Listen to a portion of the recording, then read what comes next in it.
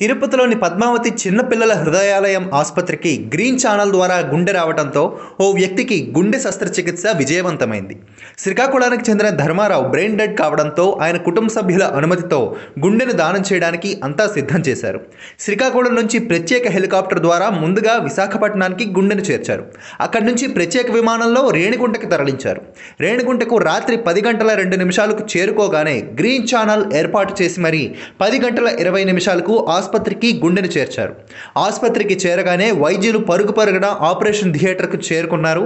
ఆసుపత్రిలో అడ్మిట్ అయి ఉన్న విశాఖపట్నానికి చెందిన 41 ఏళ్ల శ్రీధర్కు గుండెను విజయవంతంగా అమర్చారు.